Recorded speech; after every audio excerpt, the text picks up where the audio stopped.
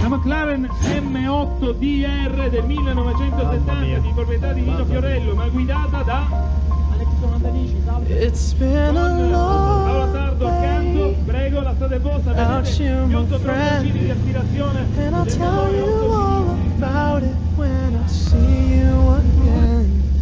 We've come a long way from where we began.